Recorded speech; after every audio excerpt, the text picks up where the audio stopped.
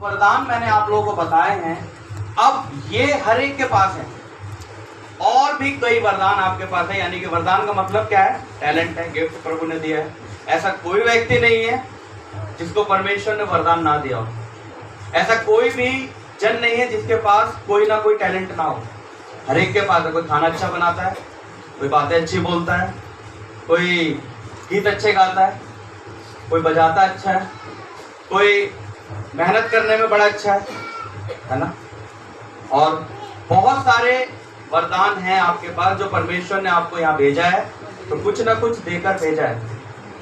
अब बात आती है इन वरदानों की, आशीषों की, चंगाइयों की, प्रार्थनाओं की। अब ये जब हमारे अंदर हम लेकर इनको चल रहे हैं, अब ये एक तरीके से क्या होने चाहिए हमारे जीवनों में? जलने चाहिए। बोलो जलने चाहिए, जलने चाहिए। इसको जलने के लिए अब क्या करना है? हमें पंखा करना है। यहाँ पर पौलुस इसी बात को बता रहा है कि जो वरदान तुम्हें मिले हैं ना, उसको बुझने मत दो। वो बुझने का काम बुझेगा वो, लेकिन जब पंखा चलता रहेगा ना तो धधकता रहेगा। आग जो है जलती रहेगी। आग को जलाते रखना है जीवन के अंदर, सुलगाते रहना है। यदि भाई साहब बताते हैं अंगीठी में एक कोयला हटा दिया तो बुझ जाएगा ना, वो बुझ जाएगा, राख हो जाएगा। लेकिन उसी कोयले को दोबारा अंगीठी में रख दो तो जल जाएगा।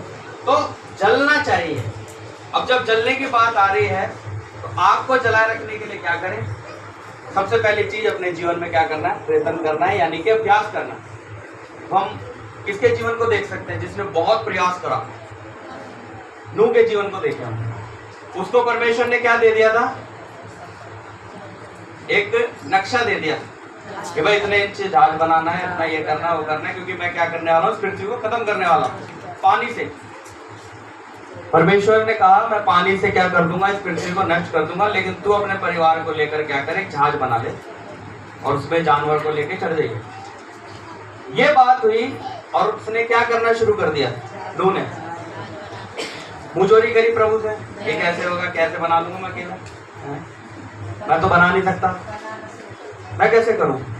ये सब सवाल जवाब नहीं करा। परमेश्वर की आज्ञा आई और उसने उस काम पर क्या हो गया? लग गया।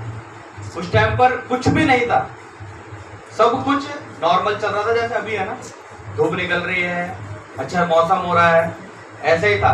लेकिन एक जन क्या कर रहा है? जहाज बना रहा। तो क्या बोल रहे होंगे लोग? अभी एक जना यहाँ पर खड़ा होकर जहाज बनाने लग जाए, हम लोग भी यही बोलेंगे तो पागल आदमी क्या कर रहा है ना। लोगों की भी गलती नहीं थी उसमें।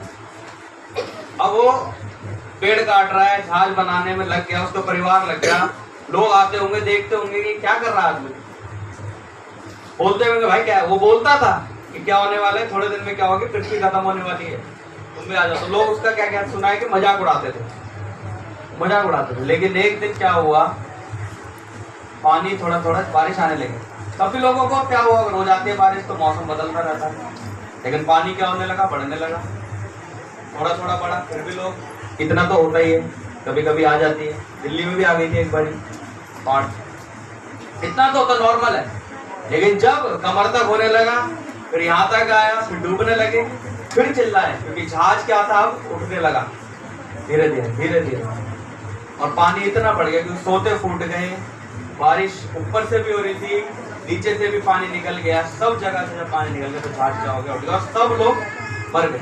तो हम देखते हैं कि उसने अपने जीवन को बचाने के लिए क्या करा? अभ्यास करा। आज हम अपने जीवन के अंदर प्रयत्न करना, अभ्यास करना नहीं चाहते। 2 दिन चर्च आते हैं, फिर आना बंद कर देंगे, प्रार्थना करते हैं, बंद कर देंगे। लेकिन हम पाना बहुत कुछ चाहते हैं परमेश्वर से। आस हमारी ये है और मेहनत हमारी क्या है? ये है। थोड़ी सी मेहनत करके इतना मिल जाए। परमेश्वर से पाना है तो परमेश्वर के साथ मिलकर चलना भी है, दुख भी उठाना है। जैसा हमारी बहन बता रही थी कि मैं दुख उठा रही हूँ, लेकिन दुख जल्दी खत्म होंगे, परमेश्वर आपको आशीष देगा। आमीन। क्योंकि दुख के बाद सवेरा होता ही होता है ना, रात के बाद सवेरा होता है। तो दुख थोड़े दिन का है और परमेश्वर हमें सुख हमेशा का देगा, यदि हम बने रहेंगे तो। ऐसे ही नहीं मिल जाएगा कुछ भी। कुछ सफलता पाने के लिए मेहनत का करना बहुत जरूरी है। तो पहली चीज आग को जलाने के लिए मेहनत करनी है। दूसरा, प्रभु में हमें बने रहना है। जैसे कि कौन बना रहा? मूसा बना रहा। मूसा के विषय में हम देखते हैं तो मूसा कौन था? इजराइल का किंग था, किंग बन गया था वो।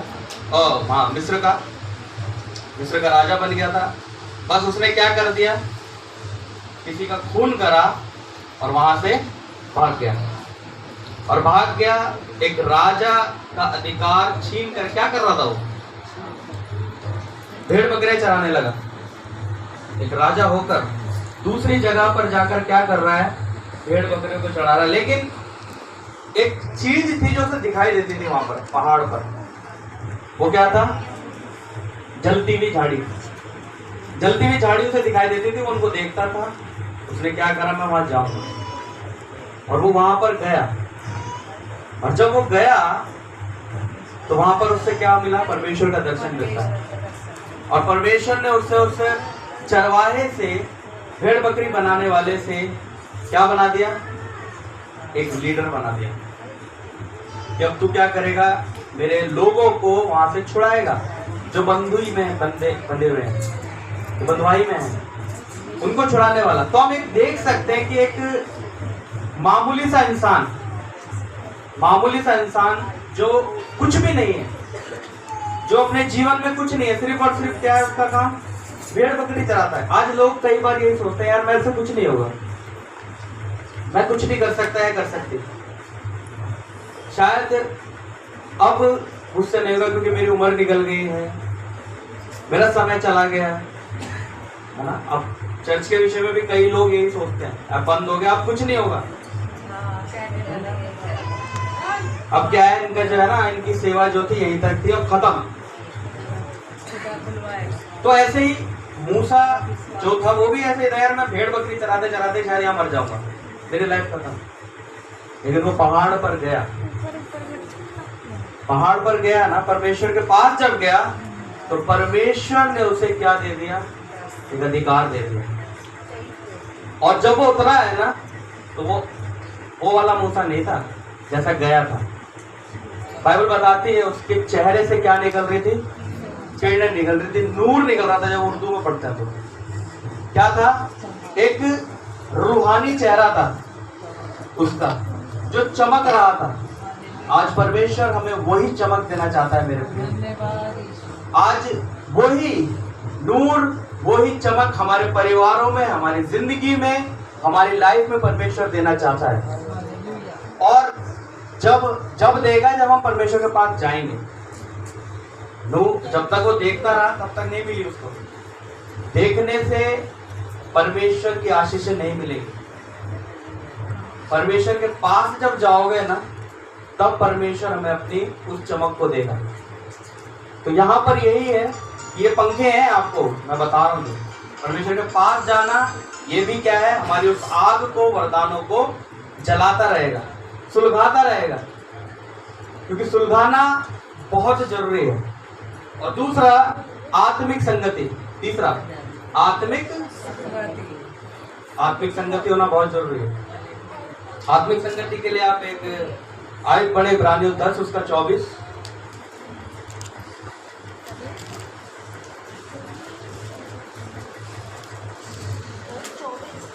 इब्रानियों 10 उसका 24। और प्रेम और भले कामों में उस्काने के लिए हम एक दूसरे की चिंता किया करें। बस क्या करते रहे? चिंता किया करें। किसके लिए? दोबारा पढ़ो इसको एक बार। और प्रेम और भले कामों में उस्काने के लिए हम एक दूसरे की चिंता किया करें। बस एक दूसरे क्या करा करें? चिंता करें। किस चीज के लिए उकसाना है लोगों को? लड़ाई के लिए? भले काम, अच्छे काम। पहली चीज प्रेम, दूसरा भले काम। दो चीजों के लिए अपने लोगों को, अपने परिवारों को कलीसिया में क्या करना है? जैसे मोटिवेशन कहते हैं, मोटिवेट करना है। क्या करना है? उकसाना है। अपनी समस्या लोग लेकर आएंगे, परेशानियां आपको बताएंगे, और उनको क्या करना है, हटा नहीं देना। चल हमें खुद नहीं मिल रहा है यहाँ पर, तेरे को क्या बताएं। कई बार मनुष्य लोग जो है ना दूसरे लोगों के लिए क्या बन जाते हैं, ठोकर का कारण बनते हैं। उकसाना, उकसाने का जो शब्द आया है ना वो यही आया है कि तुम प्रेम की बातें यानी कि परमेश्वर के उस प्रेम को बताओ और भले कामों को। किसके भले कामों को? अपने भले कामों को, क्योंकि वो तुम्हें देखते हैं। नए लोग जो आते हैं वो हमें देखते हैं कि हम कैसे हैं। हमारे भले कामों को वो क्या करते हैं, देखते हैं, परखते हैं। तो उनको उकसाना है। उकसाने का शब्द जो है वो थोड़ा अच्छा है। उकसाने से ना बहुत लड़ाई वड़ाई भी हो जाती है। किसी के घर में जाओ, उसकी औरत को उसके आदमी के खिलाफ उकसा के आ जाओ, फिर देखो घर में बवाल मच जाएगा, लड़ाई हो जाएगी। और आज यही हो रहा है, उकसाने का काम बहुत चल रहा है। लेकिन वचन क्या कह रहा है, तुम किस लिए उकसाओ? एक दूसरे को प्रेम के लिए, ताकि तुम एक दूसरे की क्या करा करो, चिंता किया करो। चिंता करना बहुत जरूरी है एक दूसरे की। और उस यहाँ पर ये बता रहा है कलीसिया ना आपस में क्या करते रहे, वार्तालाप करते रहे, चिंता एक दूसरे की करते रहे। तभी लोग अपनी प्रार्थनाओं को लेकर चर्च में आते हैं, कलीसिया को बताते हैं। और कलीसिया जब एक मन होकर प्रार्थना करते हैं ना तो स्वर्ग में परमेश्वर उसको क्या करता है, सुनता है। ये भी एक बात है। और दूसरा, जीवन में अनुशासन होना बहुत जरूरी है। अनुशासन का मतलब क्या है? डिसिप्लिन। कितने लोग टाइम से आते हैं चर्च? हाँ भाई, बैठे हुए थे पीछे लाइन पर। टाइम से आना, सबसे पहली चीज अनुशासन। कैसे बैठना है चर्च में, कैसे जाना है चर्च में, टाइम से। और मीटिंग्स होती हैं, उसको सुनना है। अभी तो थोड़ा अच्छा भी लग रहा है लिखा हुआ, लेकिन एक समय ऐसा भी था, एड्रेस से यूं जा रहे थे ऊपर। एड्रेस की लाइन में जो एड्रेस लिखा हुआ था यूं जाता था दूसरे के घर में। तो अनुशासन बाइबल हमें सिखाती है इन चीजों को, कैसा रहना है। मसीहों को वेल बन के रहो, अच्छे रहो, ताकि लोग जब देखें तो कहें हाँ ये कौन है, मसीह है। संडे के दिन लोग हाथों में बाइबल लेकर चलना नहीं चाहते, कोई पूछना ले कहाँ जा रहे हो। एक डर है, एक समाज का डर है। समाज तुम्हें खाने को नहीं देगा। वो समाज जब कहाँ था, जब तुम परेशान थे, जब तुम मुसीबतों में थे, परेशानियों में थे, बीमार पड़े थे घर में अकेले ही, तो प्रभु यीशु मसीह की प्रार्थना, प्रभु यीशु मसीह ही काम आया। और जब प्रभु के नाम से ठीक हो जाते हैं तब क्या कहते हैं, वो समाज वाले हैं ना, उनको क्या बोलेंगे। उनको भी तो दिखाना पड़ता है, उनके सामने भी तो जाना पड़ता है। तो आज जरूरत है मेरे प्रियो, अपने आप के अंदर एक अनुशासन लाने का, बदलाव लाने का। हम नहीं बदलेंगे तो हमारा परिवार भी नहीं बदलेगा। हम बदलेंगे तो हमारी आने वाली जनरेशन बदल जाएगी। हम ऐसे रहेंगे ना आड़े टेढ़े से, तो बच्चे सब आड़े टेढ़े रहेंगे, वो भी उसी मार्ग पर चलेंगे। घर में लड़ाइयाँ होंगी तो बच्चों के घरों बच्चे भी देखेंगे, वो भी लड़ाई करेंगे। हम गाली देंगे, बच्चे भी गाली देंगे। हम जो करेंगे वो हमारा परिवार करेगा। इसीलिए घर जो है ऐसे नहीं बनता, परिवार से बनता है। और परिवार के अंदर कौन होना चाहिए? प्रभु यीशु मसीह। ये अनुशासन जो प्रभु हमें सिखाता है। तो अब ये जो चीजें हमारे अंदर है, इसको क्या कर रहे हैं हम लोग? आग दे रहे हैं। अब ये आग है क्या? आग की बात कर रहे हैं, आग बात कर रहे हैं। आग भी दो प्रकार की है। आग भी क्या है? दो प्रकार के। एक है प्रभु की आग जो हमारे जीवनों में जल रही है, वरदानों की। और एक है दूसरी आग जो हम घरों में लगाते हैं। दो आग सुलगाने वाले भी हैं, दो आगों में पंखा भी देते हैं। थोड़ी सी बात होती है, उसको क्या कर देते हैं? ओ खींच देते लंबा खूब, उसको भी हवा दे देते हैं। और वो तेरे बारे में ऐसे कह रही थी या कह रहा था, तेरे लिए उन्होंने ऐसे सोच रखा है अपने मन से। एक कहावत भी बताते हैं पैसा ना, कौआ कान ले गया, कान ले गया, कान ले गया। क्या कहते हैं? कौआ क्या ले गया? कान ले गया। और लोग कौए को ढूंढने लग जाते हैं, कहाँ ले गया, कहाँ ले गया। लेकिन अपने कान को नहीं छूकर देखते कि वो तो यही है।